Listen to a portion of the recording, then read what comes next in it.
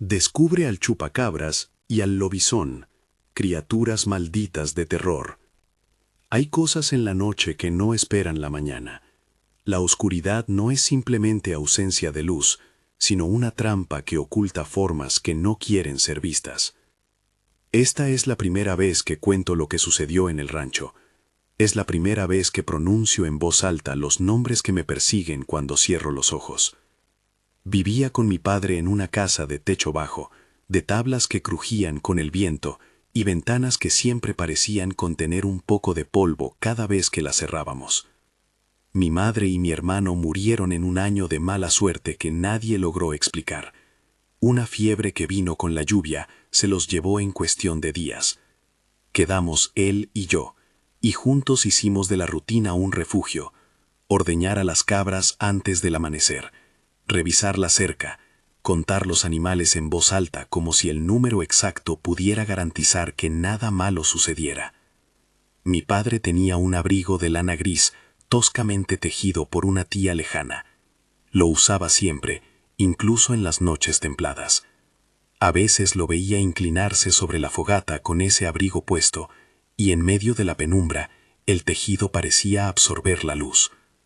Para mí, ese abrigo era su presencia encarnada. Cuando lo veía, sabía que todo iba a estar bien.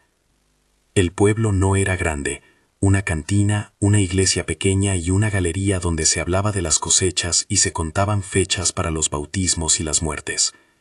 Cuando empezaron a aparecer animales muertos en los corrales de los vecinos, la murmuración vino con la madrugada. No hablaban de lobos ni de perros callejeros. Hablaban de algo que dejaba una marca distinta.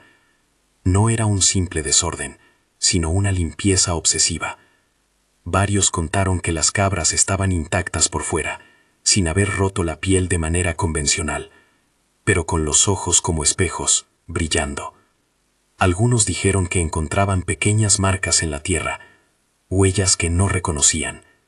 Otros, más viejos, bajaban la mirada y recordaban historias que preferían no volver a nombrar. Yo intenté no pensar en eso. Acomodé la noche en una de esas cajas que nos obligan a respirar sin mirar. Pero una tormenta insistente vino a romper la costura de la tranquilidad.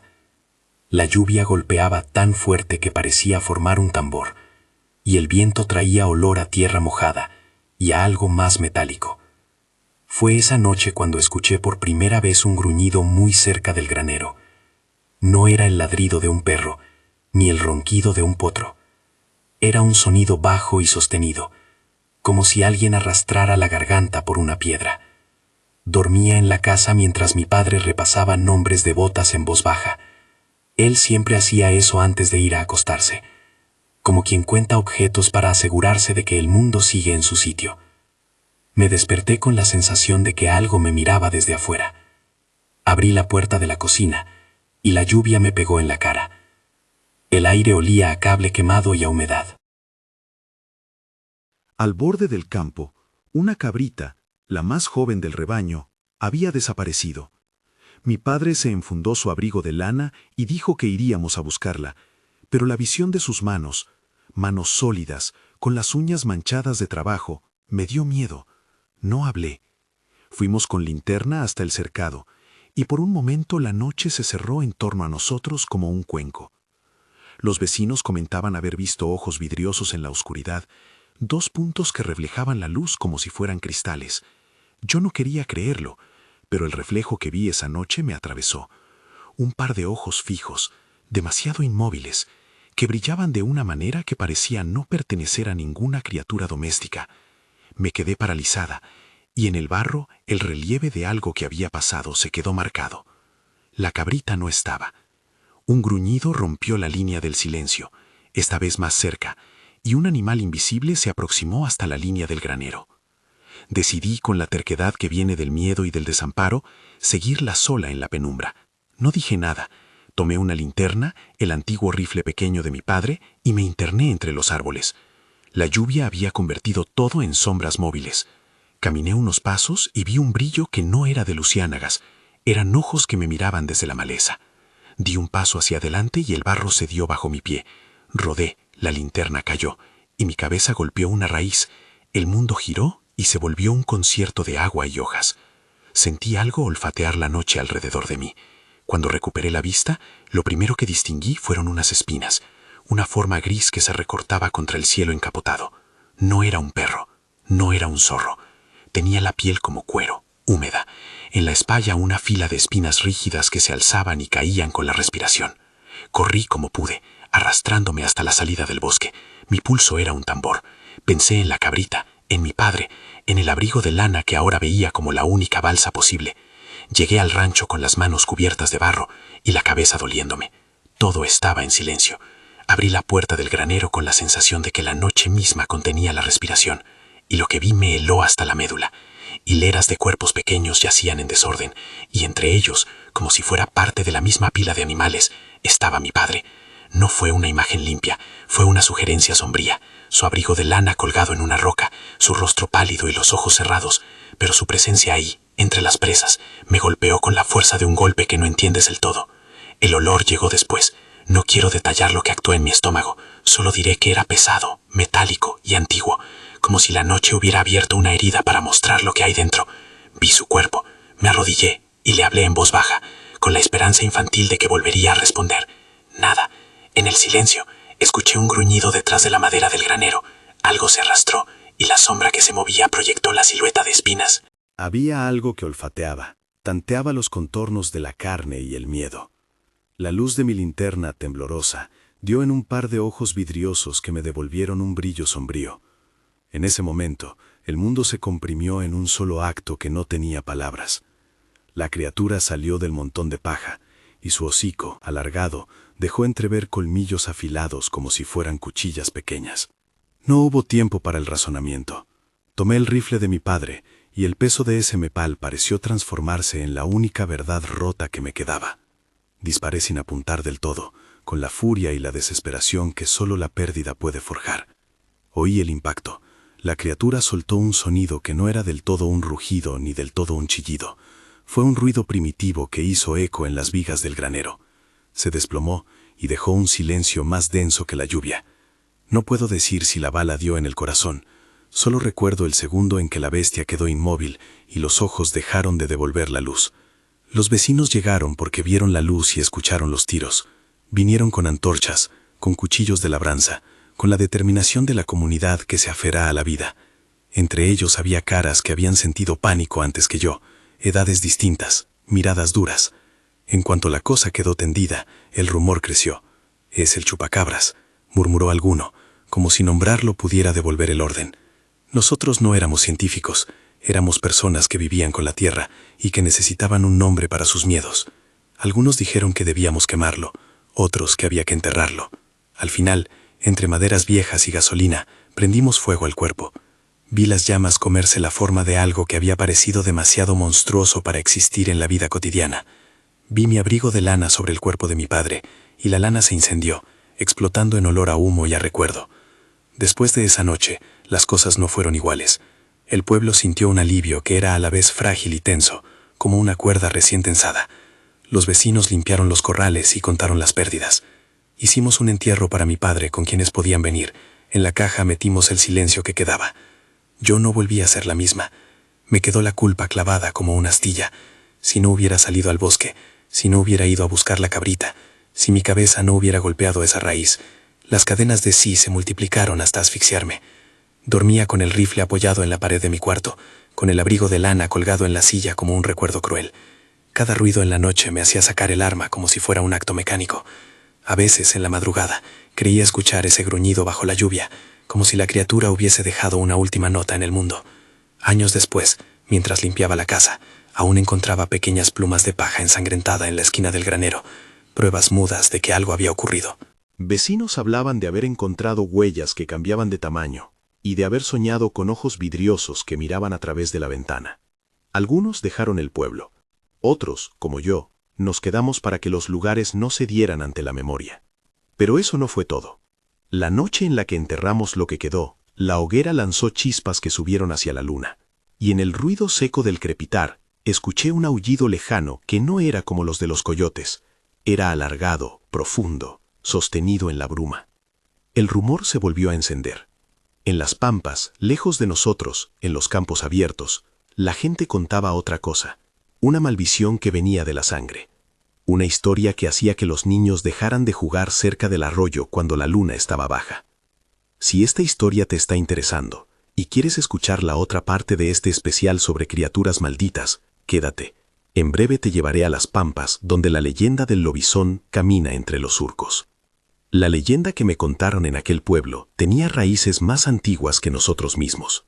En las pampas se dice que hay familias que cargan con sombras, que, en una casa, rodeada por kilómetros de pasto y silencio, nace un niño más que los demás, y con él la sospecha de una maldición. Séptimo hijo, decían con la voz baja, como quien fuma y no quiere que el humo se mezcle con el aire. Hay lugares en los que ese número se respira como una palabra tabú. Las mujeres del campo te contarán, si las fuerzas les alcanzan, que el séptimo varón trae consigo una línea rota. A veces es castigo, otras, destino. En la historia de la que hablaré, nació un bebé al que el pueblo miró con recelo desde la primera noche. Fue un nacimiento frío, con el canto de los grillos y la figura de la partera temblando por el viento. El padre, un hombre de manos cortas y trabajadas, miró al recién llegado con una mezcla de amor y miedo. No tardaron en aparecer los susurros. La madre del niño murió al traerlo al mundo, y la cuna quedó como un vacío que se llenó de recelos. La gente decía que las noches en esa casa llevarían un peso distinto, que el niño cargaba con algo que no estaba escrito en los libros. Creció entre miradas que no lo dejaban ser. Los otros niños lo evitaban, y las madres le apartaban los ojos a su paso. En la escuela rural, los compañeros callaban cuando él entraba en clase. Ese rechazo se convirtió en una piedra, que su padre, ajeno a la superstición, no supo cómo romper. Las historias cuentan que la transformación no siempre es literal, que a veces el cuerpo no se convierte, sino la mirada, la soledad, una energía que se desata bajo la luna. En este caso la leyenda dice que a los 13 años, en una noche de luna nueva, cuando el cielo está sin testigos, el muchacho cambió. La primera vez que ocurrió, sintió el cuerpo estirarse de forma dolorosa. Le dolieron las articulaciones como si alguien hubiera puesto alambres bajo la piel. Su voz se volvió un eco grave y primitivo. Sus manos, antes templadas por el trabajo con las herramientas, crecieron en uñas duras y afiladas. No fue una metamorfosis honrosa ni un acto de poder. Fue una deformación violenta que lo dejó exhausto y asustado de sí mismo. Las noches siguientes, el ganado amanecía con heridas misteriosas, no siempre fatales, a veces solo como marcas que dejaban al pueblo sin explicaciones. Algunas vacas se encontraban lejos de sus corrales, abiertas a la penumbra, como si hubieran sido llevadas hasta los límites de la razón. La gente empezó a llamar al muchacho el de la maldición, y su familia sintió cómo la casa se convertía en una isla. El padre se debatía entre el amor por su hijo y el miedo por lo que su presencia atraía. El primer ataque serio contra una persona ocurrió en la madrugada, cuando un pastor que cuidaba ovejas en la llanura fue hallado con profundas marcas en el cuerpo y los ojos desorbitados de terror. Nadie pudo decir exactamente qué lo había golpeado, solo quedó la convicción de que algo distinto cruzaba la noche. La decisión que tomó el padre fue la que muchas familias en esas historias toman cuando la comunidad aprieta su rostro con la sospecha: expulsión. No fue una decisión tranquila ni heroica, fue un acto de desesperación.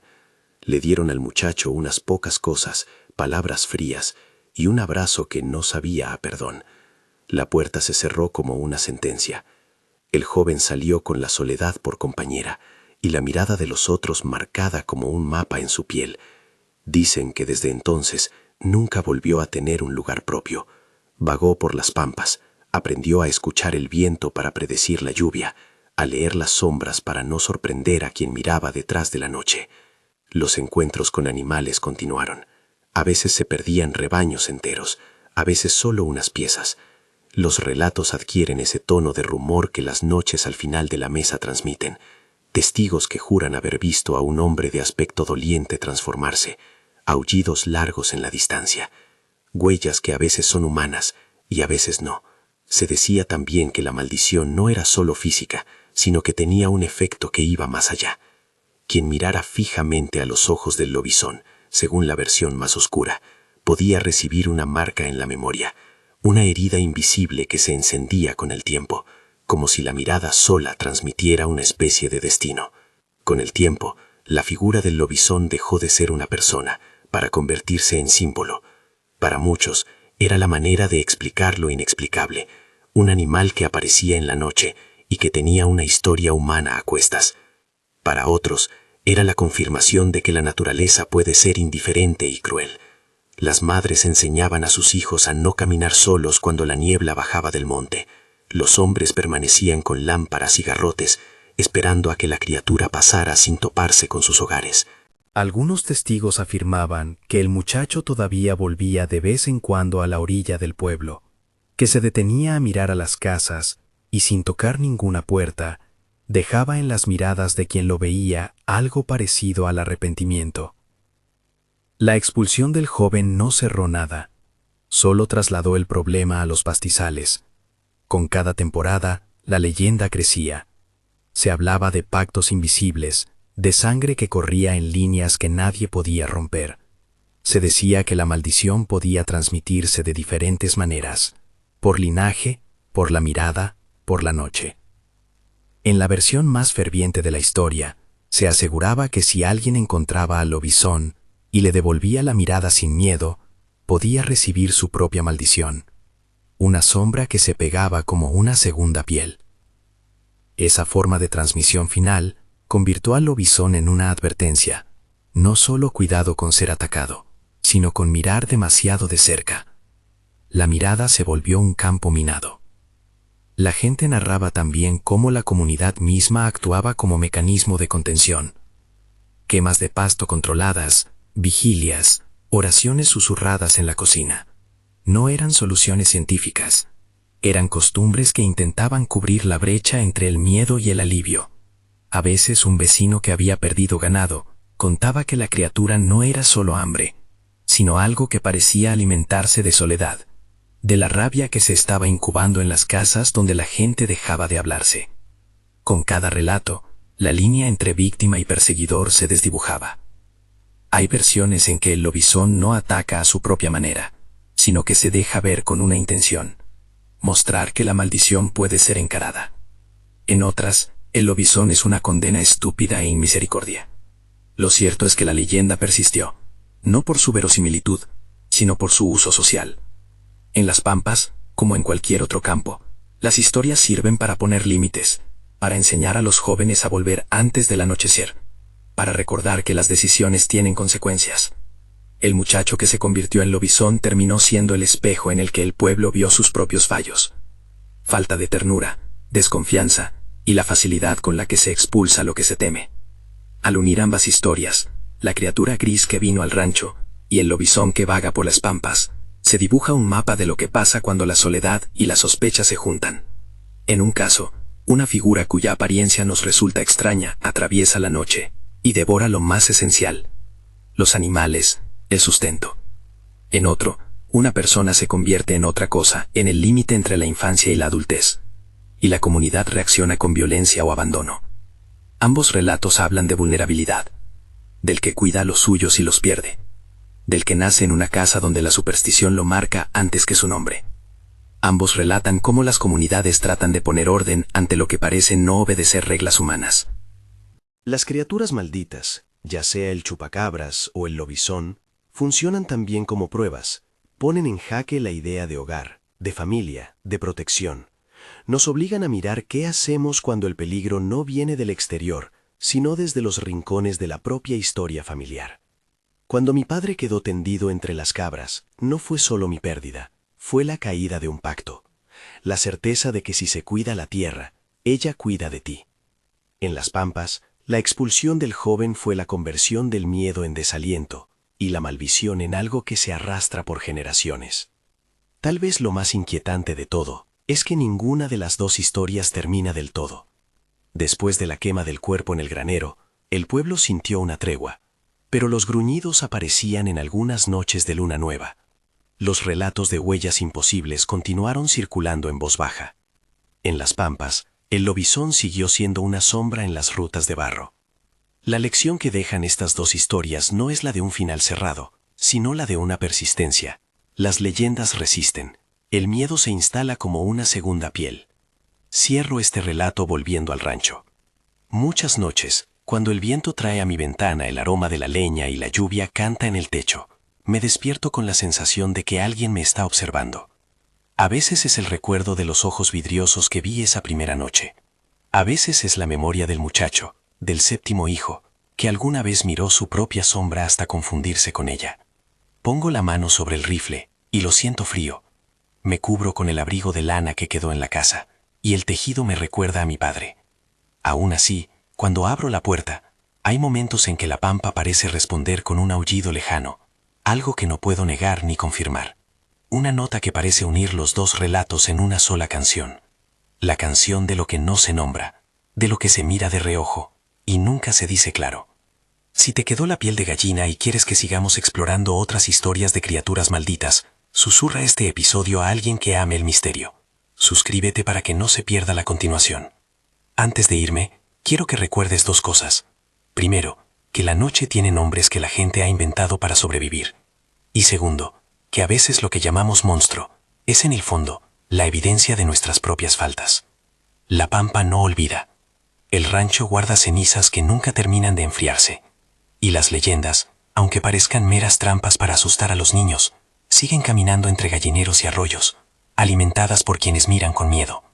Yo, por mi parte, sigo despertando con el corazón a la espera de un gruñido, y de vez en cuando creo escuchar algo más. Un aullido que viene de lejos, sostenido, que podría ser del lobizón, o podría ser de otro animal, o simplemente del viento, que sabe historias mejores que nosotros. ¿Has escuchado algo parecido en tu pueblo? Cuéntamelo abajo. Cada testimonio alimenta estas historias y mantiene viva la memoria de quienes no pueden gritar. Si quieres que busquemos más criaturas malditas, suscríbete y acompáñame en el próximo capítulo. Hasta entonces, cuida tus animales, vigila las noches y recuerda que algunas cosas eligen la oscuridad, porque allí encuentran lo que les falta: compañía, hambre, venganza o simplemente la memoria de ser recordadas.